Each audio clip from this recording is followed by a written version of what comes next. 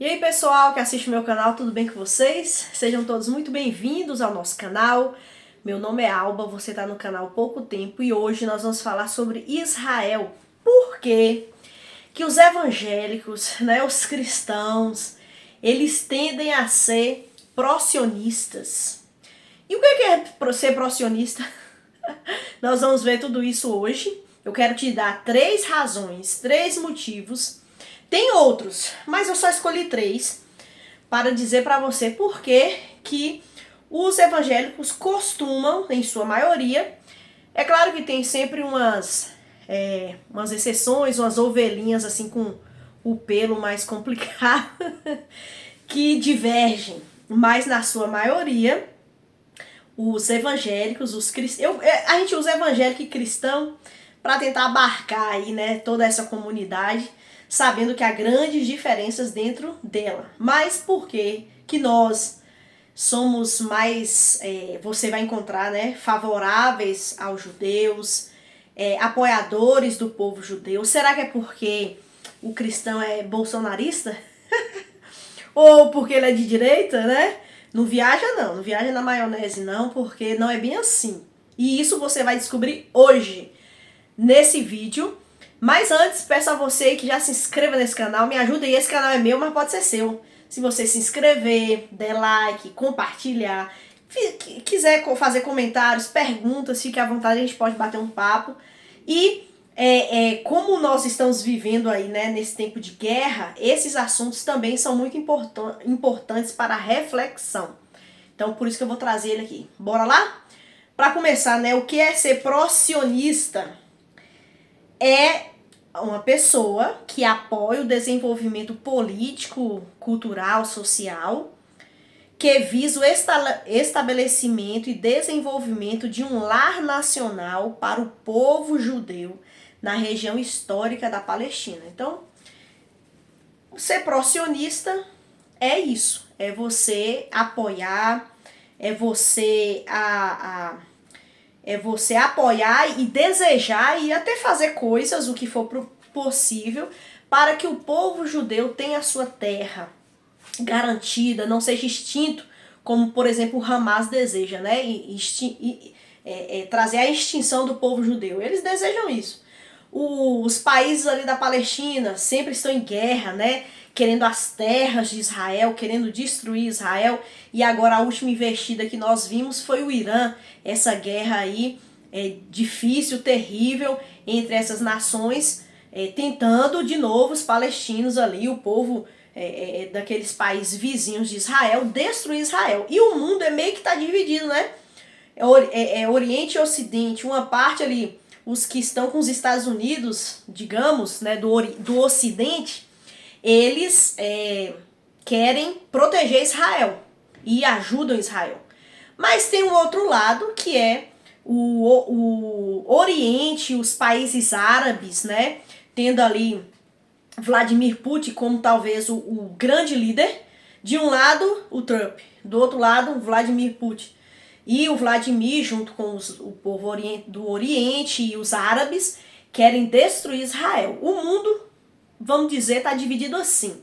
No Brasil, a gente vê uma tendência de esquerda e direita, onde a direita apoia as iniciativas para a proteção e permanência do Estado de Israel como está, e a esquerda a gente vê que tende a apoiar os países totalitários árabes para destruir e acabar, e sempre tentam justificar, por exemplo, os ataques do Hamas, os ataques do Irã, o que acontece. É claro que a gente aqui, e eu não sou representante de todos os evangélicos, mas a gente também não está assim apoiando a guerra, no sentido de, por mim tem guerra.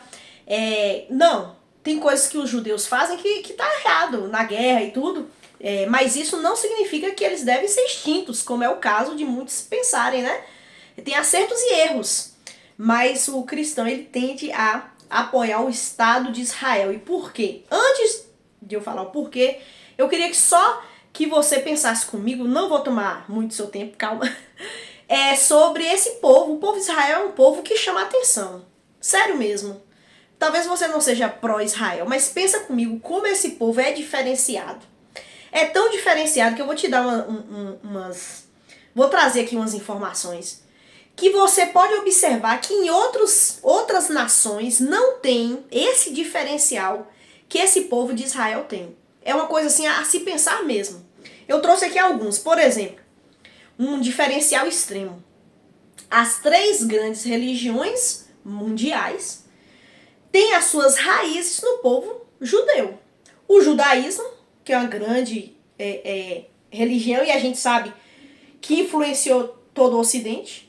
O cristianismo, que parte do judaísmo, por isso que a gente tem a Bíblia, né? A gente lê ali o Antigo Testamento, o Pentateuco, que é um texto escrito para os judeus, mas faz parte agora do cristianismo. E a terceira grande religião, o islamismo, que tem Maomé, né, como seu representante, mas eles entendem que eles são filhos de Abraão. O mundo árabe é descendente de Ismael, filho de Abraão. E eles entendem isso e eles se orgulham disso. Então tá com o pé aonde? Dentro da história dos judeus, né? Que Deus chamou Abraão para ser pai de uma grande nação. Então a gente sabe disso. E veja as nações aí, né? Que é uma coisa que chama muita atenção. Qual outro país que sustenta algo assim? Não tem. Uma segunda que é fato interessante. As grandes mentes que influenciadoras do pensamento mundial que marcaram a história e trouxeram aí grandes coisas, pensamentos para o mundo, eram judeus.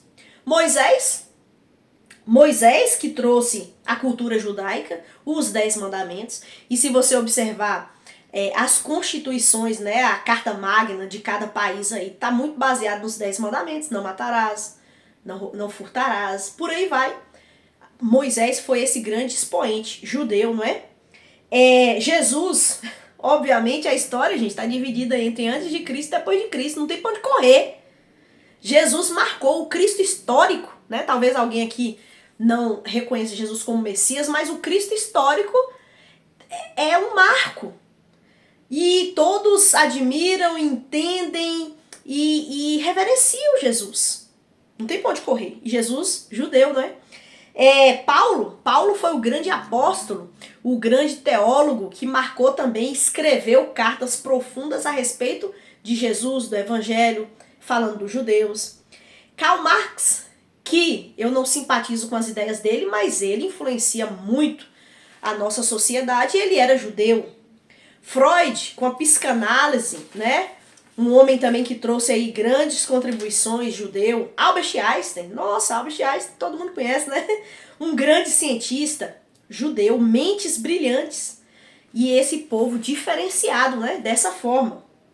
Terceiro, fato curioso, né? O prêmio Nobel foi dado a muitos judeus. É incrível a lista de judeus que você vê que ganhou o prêmio Nobel. E você sabe que para ganhar o prêmio Nobel você tem que desenvolver algo na área da física, da química, da literatura. É algo impactante, algo realmente inovador, transformador. E o povo israelense, o povo judeu, eles têm esse marco. Olha só, a nação judaica tem 70 anos. Ele já tem vários prêmios. É claro que antes tinham judeus, né, que estavam morando em outras nações e esses judeus ganharam o prêmio Nobel. Mas em comparação ao Brasil com seus 525 anos, nós não temos nenhum prêmio Nobel. Gente do céu. Né? Colocando aí, né? E olha que o povo, a nação de Israel é aquela nação que territorialmente super pequena, mas desenvolvida ao extremo na área da agricultura, da tecnologia, da ciência, na área militar, eles são desenvolvedíssimos. Aí alguém pode falar assim, mas tem os Estados Unidos. Os Estados Unidos apoiam, mas eles dão conta. E nós vamos ver na estante como eles deram conta, né? Por exemplo, o ponto 4. O povo mais perseguido da história. É o povo mais perseguido da história. Olha, foi perseguido no Egito, foi perseguido na Pérsia, foi perseguido pelo Império Grego, foi perseguido por Roma que fez aquela diáspora no ano 70 depois de Cristo. onde os judeus foram espalhados pelo mundo e ficaram 2000 anos espalhados pelo mundo, sem território, porque Roma destruiu, entrou com os pés e assim na porta, sabe, destruiu tudo. Aí na Idade Média, os judeus foram muito perseguidos através das cruzadas e a Inquisição. Eles foram extremamente perseguidos. Aqui no Brasil tem a sinagoga mais antiga das Américas, que fica lá em Recife. E, por exemplo, essa sinagoga chegou aqui porque esses judeus foram perseguidos e eles foram se espalhando pelo mundo.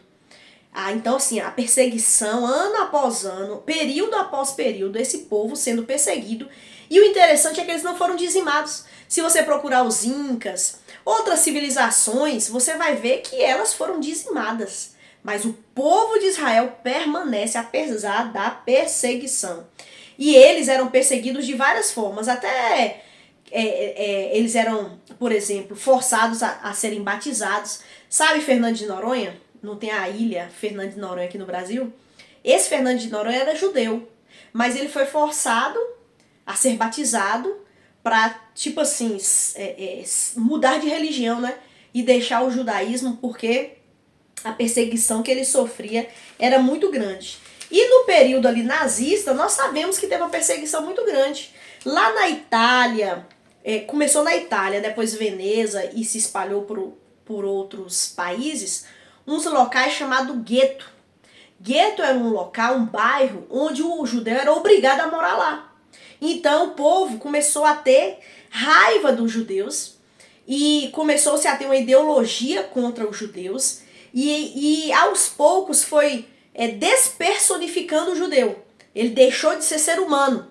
Então havia uma perseguição, uma ira muito grande.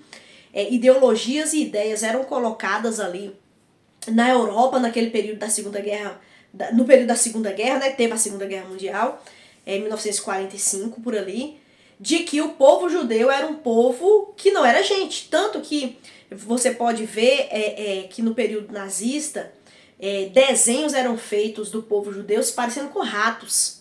Então, é uma estratégia muito usada quando se deseja exterminar um povo, tirar a característica dele ser humano. Para quê? Para que a consciência talvez fique mais tranquila para matar aquela pessoa que deixa de ser pessoa. A mesma coisa acontece com o aborto, né? Hoje em dia tem muita gente a favor do aborto. E qual é a ideia? Despersonificar, despessoalizar aquele ser que está no ventre. Aí as pessoas vão falar, não, ali não é ser humano, ali é um aglomerado de células. Porque fazendo assim fica mais fácil na consciência de se apoiar e de se fazer um aborto, porque pensa, não, aquilo não é um ser humano. Seres humanos a gente não mata. Mas se for um aglomerado de células, tudo bem. Se for um rato, tudo bem. Então isso aconteceu muito. E os judeus eram colocados naqueles guetos. Ó, você tem que morar lá, porque lá é onde vocês têm que ficar para não se misturar. Então é um povo que sofreu demais. E tinha ainda algo que era feito pela população chamado pogroms, que teve na União Soviética, na Alemanha, na Rússia, que eram iniciativas dos próprios cidadãos para entrar na casa dos judeus, destruir a casa, matar, fazer todo tipo de violência, né? Violência sexual, arrasar mesmo com aquelas pessoas. E o mais famoso desses pogroms foi a Noite dos Cristais, que aconteceu na Alemanha, onde a população destruiu ali as casas, o comércio, né, daqueles judeus. E eles foram perseguidos. Aí nós sabemos também do Holocausto, 6 milhões de judeus foram mortos e as cenas são terríveis e aconteceu algo tão terrível com essa nação perseguida, mas veja, foi perseguida, mas não destruída, e isso chama a nossa atenção. A última barbárie, quer dizer, teve várias, mas talvez a última barbárie que a gente viu, aquela 7 de outubro, o ataque do Hamas dentro do território israelense, onde eles fizeram barbaridade. Colocaram bebês dentro de micro-ondas e ligaram micro-ondas, matou de forma perversa, gravaram, filmaram, a gente tem acesso, aí na internet a gente acha imagens fortíssimas de grande violência contra esse povo. por esse povo ser quem ele é. Então, a gente percebe que a história de Israel está tão impregnada na história da humanidade que não tem como contornar. Eles impactam a nossa vida, eles são inteligentes, como a gente vê, eles se desenvolvem em várias áreas, eles são extremamente odiados, mas não são extintos. Há um Deus que preserva esse povo e a gente consegue perceber isso de uma forma muito clara, né? Uma coisa que impressiona também, a última coisa que impressiona aqui, para não ficar tão longo, é 14 de maio de 1948.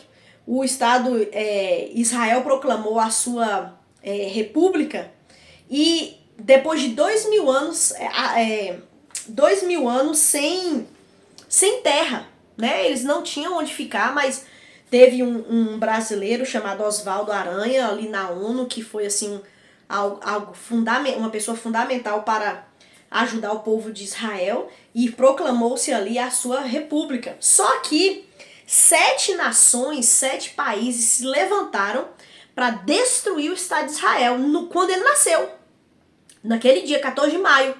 E aí teve uma guerra de 6 dias, onde 7 nações vieram para invadir e destruir Israel.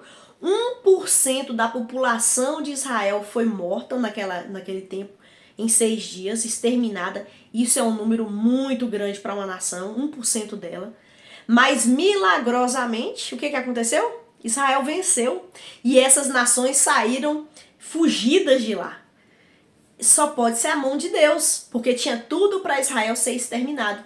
Mas Deus sustentou essa nação.